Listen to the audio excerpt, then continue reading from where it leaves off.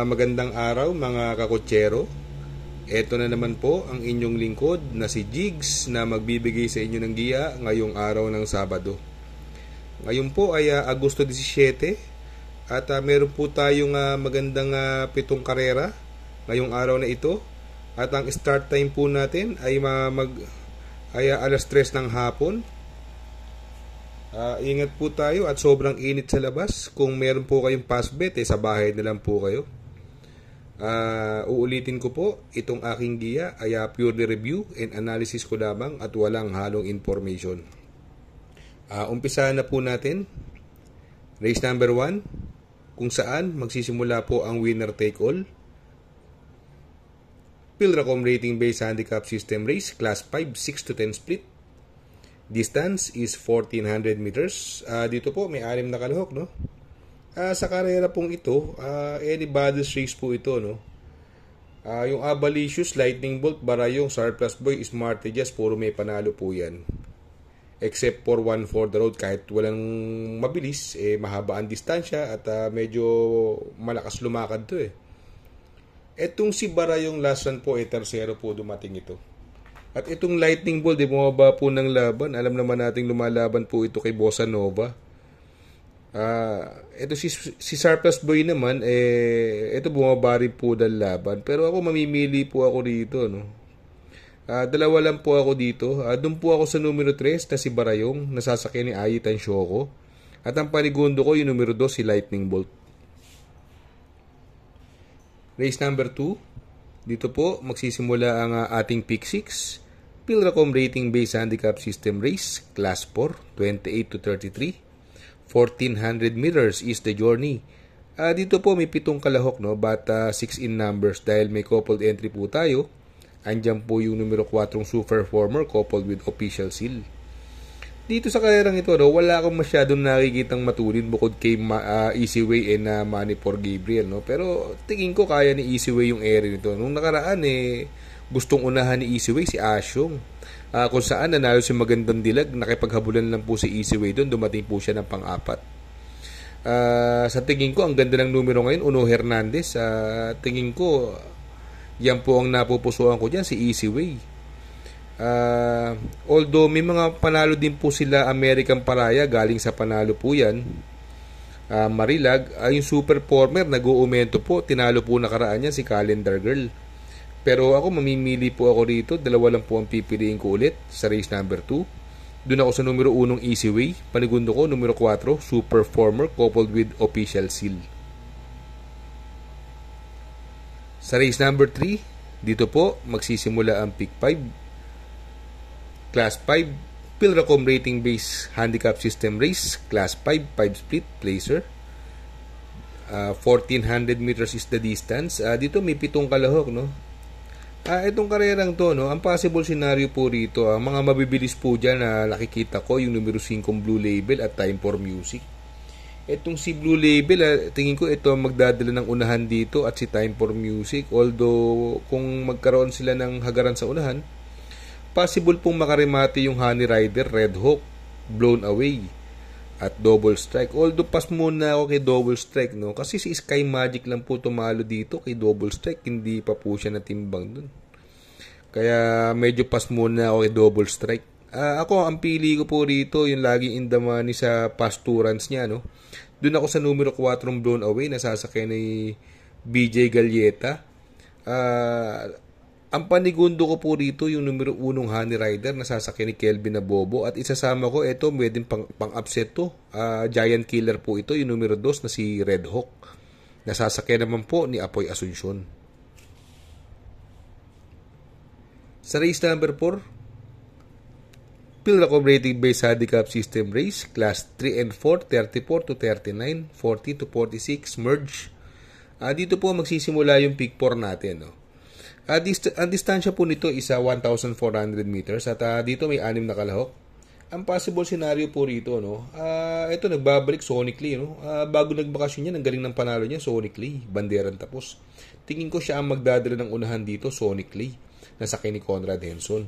Ang tingin ko pwedeng humabol sa kanya yung numero 2 sa Euroclydon. Bagamat itong impresibo ang panalo nito, Yung numero 4 Batang Cabrera, ang layo po nanalo nakaraan niya kila Eye in the Sky at si Euroclydon, nahandon po, tinalo niya po yun. Si Sabawani, galing din po sa panalo yan. Malayo din po nanalo. Ito namang si Prime Billing, ito nagbabalik, nasakay ni EA Abrea. Si Prime Billing, ang tinalo po last run niya, si Ninong. Dito, pili ko po rito, siguro magtatatlo ako rito. No? Doon ako sa numero 4 Batang Cabrera, nag-uumento po ito. Ang panigundo ko yung nagbabalik na numero 1 Prime Billing at sasama ko yung nagbabalik din. Baka makasolo area yung numero 6 na si Sonic Clay. Magandang diado po yan. Sa race number 5, Pilracom Rating Based Handicap System Race, Class 5, 6 to 10 split. Distance is 1,400 meters. Dito may siyam na kalahok but 8 in numbers. Merong coupled entry kasi tayo rito, yung numero 1 si Pendant coupled with Brainchild. Itong si Pendant, galing siya segundo ito, no? Ito namang si Watchbell, galing po sa panalo yan, beating the likes of Primero Soldado. Itong si Dugong Bugaw, hindi masyadong maganda ang tinatakbo nito. Tinalo pa siya sa datingan last run ni Chef Cut.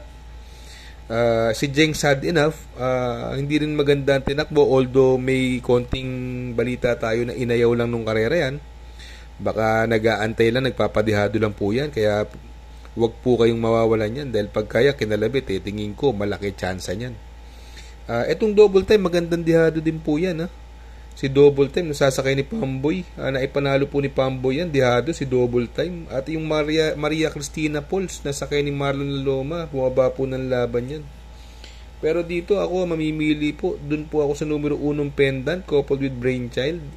Panigundo ko yung numero 3 na rin, si Dugong Bughaw. Siguro baka madaan sa baba ng laban. At isasama ko yung numero 5, Jeng Sadinap. Makibalita lang po kayo. Pag yan labas, tingin ko, patok po yan pagkalabas.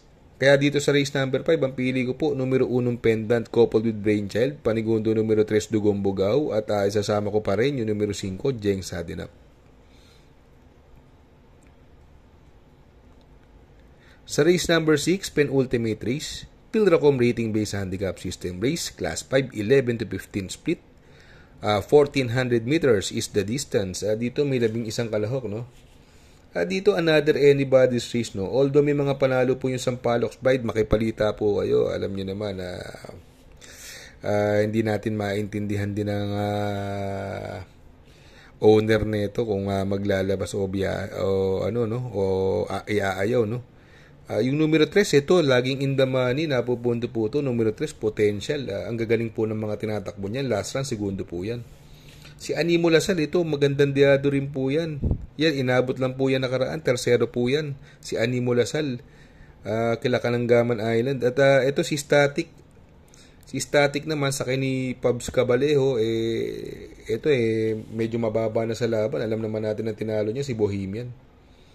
Ito si Maydad Bogart naman, tingin ko medyo bugbog sa laban Sakay na ngayon ni KR Sargent de Ocampo, pero sa tingin ko may panalo pa rin naman. At yung numero 11 Golden Buzzer, nag-uumento po yan. Galing rin po sa panalo yan, si Golden Buzzer. Pero kung ako papipiliin po ako dito, doon ako sa numero 3 na potential. Ang panigundo ko po, numero 5 na si Animo Lasal. At isasama kong pandiyado yung numero 7, Static. Sa race number 7, last and final race, Pilracom Rating Based Handicap System Race, Class 4, 16 to 21 split. Distance is 1,400 meters. Dito may 11 kalahok but 9 in numbers. Dahil may coupled entry po tayo, yung numero 8, Kerubim, coupled with Sekeles. Dito another anybody's race, no? Kung titingnan mo itong karera nito, ang mga may panalo po dyan, yung numero 2 ng Malabon King, Darna, Kalanggaman Island, Mano po, Cherubim, Tugatog at Hanglus. Pero dito tingin ko possible kasi scenario dito, no? Pwedeng mauna si Hanglus dito at antabayan na kaagad siya ni Mano po. At si Tugatog nung nakaraan sinubukan na yan. Si Tugatog pakuha na ng unahan yan tingin ko bayad atraso, medyo kinulang. At ito naman si Cherubim, binigay na kay Are Madonna, no? Si Darna naman, natalo siya nakaraan. Si Darna, tinalo siya ni Oktubre 14. Hindi maganda tinakbo niya nun. Pero ako, isasama ko pa rin pandiyado yan. Kaya dito sa last and final race, ang pili ko po, doon ako sa numero 8 Kerubim coupled with Sekeles. Panigundo ko yung numero 10 Tugatog at isasama kong pandiado pa rin yung numero 3 Darna. Good luck mga kakutsero. Sana po ay matapat ang ating giya at yung mga nakasunod sana po ay magsitama po kayo. Ako'y makikisuyo lamang na please like, share, subscribe, and hit the notification bell para updated kayo sa aking mga giya. Good luck po and happy racing.